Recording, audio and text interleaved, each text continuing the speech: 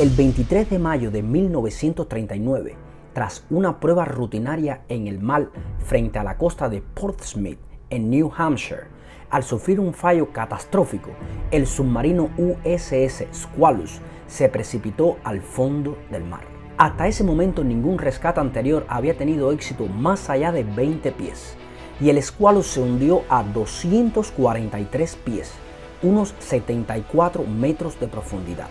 Así que hoy, en Sucesos Insólitos, los invitamos a conocer cómo durante las 39 horas que duró el rescate, los buzos de la Marina de los Estados Unidos, acompañados por miles de asistentes, desafiaron los procedimientos operativos estándar, SOP, que hasta entonces solo se habían escrito en teoría, para llevar a cabo un esfuerzo titánico en donde el valor y los instintos de supervivencia cambiaron para siempre la historia del buceo.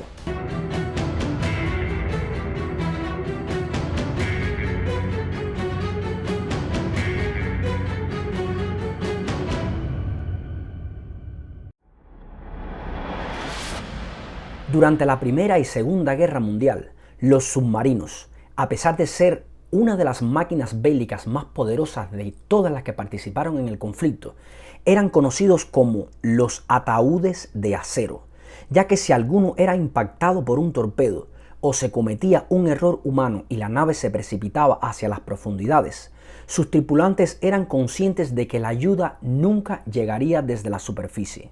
Una simple misión de rutina. El moderno submarino USS Squalus fue encargado en el astillero naval de Portsmouth en 1938 por un costo de $5 millones. Un año después, entró en servicio el 1 de marzo de 1939. El teniente Oliver F. Nakin, graduado en Annapolis, fue nombrado comandante a cargo del USS Squalus.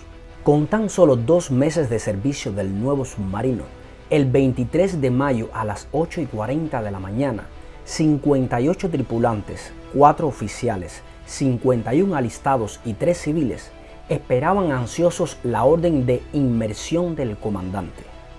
El USS Squalus, como tantas otras veces, fue desapareciendo poco a poco de la superficie. Aún nadie lo sabía, pero estaban a solo minutos de comenzar una de las tragedias ocurridas en el interior de un submarino que reescribirían los libros de historia. El accidente. ¡Súbanlo, súbanlo, súbanlo! La inducción está abierta, gritó con todas sus fuerzas a través de la radio uno de los operadores de la sala de máquinas. El desastre había comenzado. El agua del mar comenzó a inundar la cabina.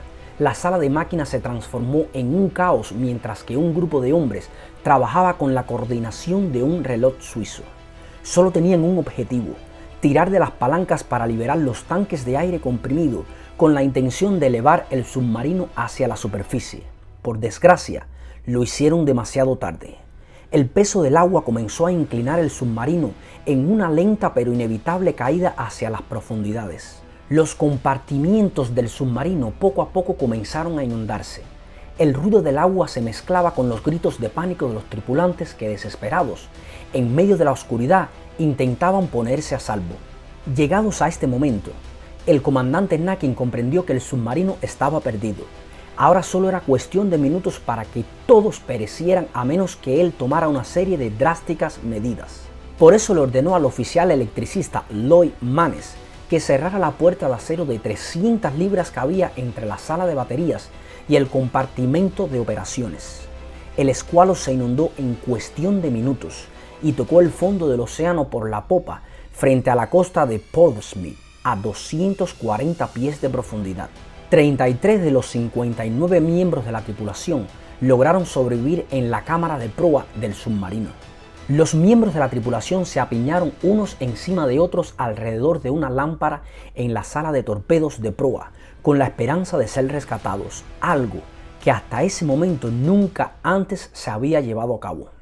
Estamos aquí. Cuando el submarino Squalus dejó de comunicarse durante más de una hora, los encargados del ejército le ordenaron al buque hermano del Squalus, el USS Sculpin, que trazara una nueva ruta de patrullaje. Algo no iba bien. Los tripulantes del Squalus, a pesar de estar atrapados dentro de un sarcófago de metal a más de 70 metros de profundidad, no cabe duda de que hicieron todo lo humanamente posible por dejarles saber a sus camaradas cuál era su posición exacta. Incluso hasta dispararon bultos de aceite de la taza del baño como bombas de humo improvisadas que se elevaban hacia arriba. Y cuando todas las esperanzas comenzaron a desvanecerse, tantos esfuerzos dieron fruto. El submarino fue localizado y la noticia de que el USS Squalus estaba atrapado con 33 sobrevivientes llegó a oídos del mismísimo capitán de corbeta Charles Mommsen. Mommsen era toda una leyenda de la marina estadounidense. Charles Mommsen diseñó el famoso pulmón Mommsen, uno de los primeros dispositivos de respiración subacuática que permitía a buceadores la posibilidad de operar en profundidades extremas. Como principal experto en submarinos y jefe de la unidad de buceo experimental, Mommsen estaba decidido a cambiar las estadísticas de rescate para los tripulantes de los submarinos. Charles Mommsen abordó un hidroavión y llegó al río Picata esa misma noche. Antes de abordar el hidroavión, Mommsen hizo una serie de llamadas y seleccionó personalmente a todo un equipo de buceo de la Armada, la crema de la crema. Pero mientras él se dirigía hacia la zona del hundimiento, debido a una tormenta eléctrica y a una espesa niebla, los buceadores no pudieron abordar el avión, quedando en tierra a unas 125 millas al sur de Port Smith. Sin perder un solo segundo, conscientes de que cada minuto que perdían era un minuto menos de oxígeno que les quedaba a sus camaradas, el comando de buzos cogió todo su equipo de buceo, lo metieron en un convoy improvisado de coches y fueron escoltados a toda velocidad por la policía local y estatal. Tanto la policía local como la estatal crearon una ruta en cuestión de minutos que incluía hasta civiles, quienes tenían la orden de parar el tráfico, despejarlo, poner todos los semáforos en rojo, dejando las calles despejadas para que la caravana pudiera avanzar sin ningún obstáculo. Según quedó documentado, el monumental esfuerzo de todos estos héroes desconocidos que bloquearon las calles logró que la caravana avanzara tan rápido que cuando cruzaron Boston, la escolta policial no le pudo seguir el ritmo, llegando a las 4:15 de la madrugada a la base militar. Mientras tanto, el USS Falcon, un dragaminas de 187 pies, zarpó de su puerto a 200 millas de distancia en New London, Connecticut, cargando con el último invento de Mommsen, la cámara de rescate McCann, creada conjuntamente con el comandante Allen McCann. La famosa cámara McCann era una idea novedosa diseñada específicamente para rescatar a los tripulantes atrapados en los submarinos. Aunque la cámara, una especie de campana gigante que se sumergía y, con la ayuda de buzos, se acoplaba al pecio, hasta ese momento nunca antes se había probado más allá de un entorno de entrenamiento controlado. Las opciones. Finalmente, cuando los nervios ya estaban de punta y nadie lograba ponerse de acuerdo, llegó Charles Mommsen y tomó el control de la operación de rescate. Tras evaluar varias opciones, descartó de inmediato la posibilidad de izar el submarino, comprendiendo que semejante operación sería demasiado peligrosa debido a las condiciones meteorológicas, eran imprevisibles y para ese entonces, si optaban por ese camino, los tripulantes se quedarían sin oxígeno. Un riesgo que no estaba dispuesto a correr. Después de todo, su único y principal objetivo era rescatar a la tripulación.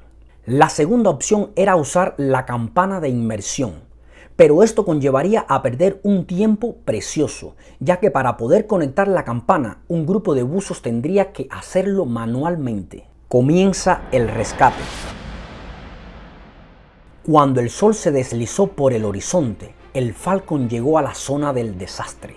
A las 10:15 de la mañana, el contramaestre Martin Sibitsky revisó cuidadosamente las 240 libras de equipo atadas a su cuerpo y se preparó para entrar en el agua. Desde ese momento, la carrera contrarreloj por la vida de los tripulantes del Squalus se intensificó. La peligrosa misión de Martin consistía en fijar un cable de acero al pestillo de escape del Squalus para preparar el despliegue de la campana de inmersión, por lo que una vez en las profundidades del océano, solo tuvo unos minutos para realizar el trabajo antes de sentir los efectos de una intensa narcosis de nitrógeno por la presión del agua. Cuando Martin Sibitsky caminó con sus pesadas botas de plomo por encima del casco del Squalus, dentro del submarino, los 33 supervivientes aplaudieron emocionados y agradecidos. Después de nivelar la flotabilidad de la campana de buceo, la cual tenía 10 pies de alto por 7 de ancho y pesaba unas 21.600 libras, finalmente lograron atornillar la campana a la escotilla de escape, en donde la sellaron al Squalus. Cuando las dos escotillas finalmente se abrieron, los supervivientes se encontraron con varias sorpresas: un suministro de aire y una sopa caliente, sándwiches, leche, mantas y linternas adicionales. Las provisiones se intercambiaron rápidamente entre risas y bromas, mientras que uno de los supervivientes devoraba un sándwich y sorbía su sopa caliente. Con un tono burlón comentó: ¿dónde demonios están las servilletas? El resto de los tripulantes, incluidos los dos rescatistas, no pudieron contener una carcajada. Esta frase, por simple que parezca, pasaría a la historia como un recordatorio de que ante las peores situaciones, cuando todas las esperanzas estén perdidas, nunca debemos perder la fe en nuestros amigos y familiares, pues nuestras vidas, sin saberlo, pueden depender de ello. El más débil primero. Tras una breve votación, la tripulación de supervivientes determinó que los primeros en subir serían los más débiles y enfermos. Cada inmersión y conexión de la campana se planeó cuidadosamente, pues conllevaba una serie de riesgos en donde millones de cosas podían salir mal. Inicialmente, Charles Mommsen planeó hacer 4 viajes de 2 horas cada uno. Primero subirían a 7 supervivientes, luego a 8 y a 9 en los 2 últimos viajes. Pero William Bathurst, quien tenía más experiencia manejando la campana de inmersión en los entrenamientos, determinó que las condiciones eran desfavorables. Charles Mommsen y William Bathurst tuvieron una fuerte discusión causada por el estrés, la firme determinación de que cada uno tenía la razón y sus deseos de rescatar a los tripulantes. Finalmente, Mommsen, tras ver el rostro de los primeros tripulantes rescatados y cómo estos se abrazaban a sus familiares y amigos, se dirigió a Bathurst. Sus palabras fueron firmes y decididas, y en ese momento era consciente quizás que estaba sentenciando a muerte a un grupo de marineros. Aún así, decidió correr el riesgo. Has sacado demasiados hombres en este viaje, pero hazlo de nuevo. El último rescate se lanzó a las 6:40 p.m. La primera etapa transcurrió como de costumbre, pero al subir con los últimos miembros de la tripulación, la campana de inmersión se atascó. Había que cortar el cable de acero, y la única forma segura de hacerlo era bajando de nuevo al fondo marino. Cuando volvieron a intentarlo por 4ª vez, el cable de acero utilizado para elevar la campana de inmersión hacia la superficie se enganchó una vez más. Charles llegó a la conclusión de que añadir un nuevo cable a la campana de inmersión era una tarea demasiado ardua. Decidió remolcar la campana de buceo manualmente. El equipo de rescate se puso manos a la obra y utilizaron tanques de lastre que conectaron a la campana de buceo. Los supervivientes fueron subiendo hacia la superficie cada 30 segundos mientras se balanceaban entre las olas. Cuando llegaron a la superficie, desde afuera de la campana se podían escuchar los gritos de alivio y alegría. El rescate del Squalus. Tras la épica operación de rescate que duró 39 horas, 33 miembros de la tripulación volvieron a casa junto a sus familiares. La misión de reflotar al USS Squalus duró 113 días. Se hizo utilizando tanques de aire comprimido el 13 de septiembre de 1939.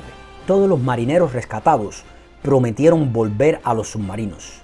El USS Squalus volvió a ser comisionado, rebautizado como Sailfish, y regresó al servicio. Durante la Segunda Guerra Mundial realizó 12 patrullas de guerra, obtuvo 9 estrellas de combate, una citación presidencial de unidad y hundió a 7 buques de guerra. Durante esta difícil misión, los buzos de la Marina fueron indispensables en la operación de rescate y posterior salvamento del resto del submarino, llegando a realizar un total de 648 inmersiones en aguas profundas con cuerda. Este video está dedicado a esos héroes sin rostros de las profundidades.